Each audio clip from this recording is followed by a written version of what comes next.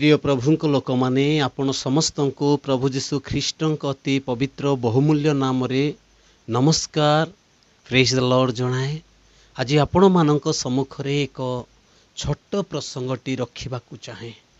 प्रसंगटी हेउछि ताहांकर मंगलदान सबु कौन, ताहांकर मंगलदान सबु कौन।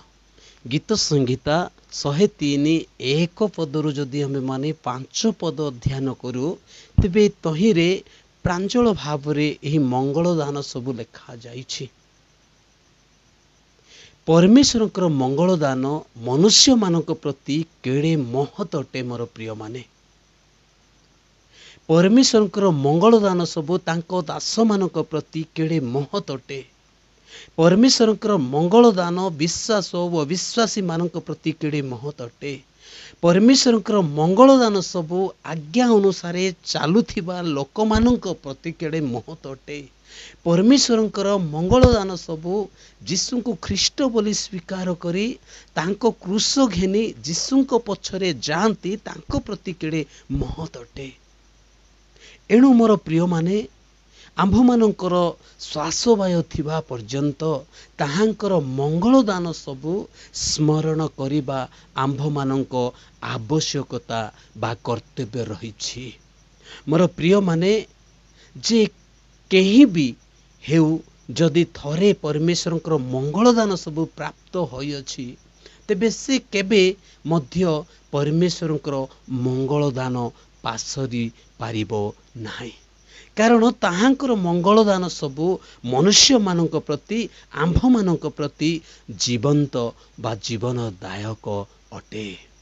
जेपरि दाऊद तांकर मंगलदान पासरु नथिले, से सर्वदा अपना शरीर अपना आत्मा रे परमेश्वर को प्राधान्य देउथिले। मोर प्रिय माने तांकर मंगलदान कौन, यह मनुष्य मानक प्रति केते आवश्यकता रही अछि। प्रथमतः से अधर्म सबु क्षमा करंती। प्रथम मंगलदान हेउछि आमे माने अधर्मरु क्षमा पाइछु। द्वितीयटी से रोग सबु सुस्थ करंती। द्वितीय मंगलदान आमे पाइछु रोगरु सुस्थ हेबार।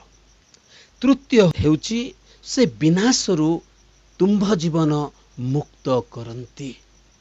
तृतीय मंगलदान हेउछि आमे माने पाइछु से परमेश्वर विनाशरु आंभ जीवन मुक्त करंती, अर्थात आमे मुक्ति पाइछु।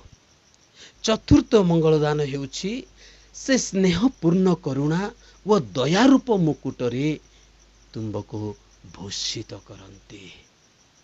चतुर्थ मंगलदान आमे पाइछु तांकर स्नेहपूर्ण करुणा एवं दयारूप मुकुटरे आमे माने भूषित होइछु।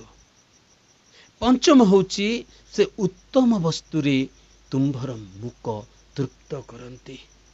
पंचम मंगलदान हेउछि उत्तम वस्तु रे आंभर से मुख तृप्त करंती।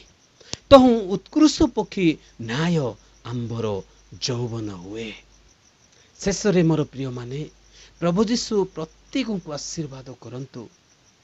जेपरि आम्भे माने परमेश्वरकर मंगलदान सबु न पासुरु सर्वदा परमेश्वर को आमे धन्यवाद देउ। प्रभु प्रत्येक को आशीर्वाद करंतु।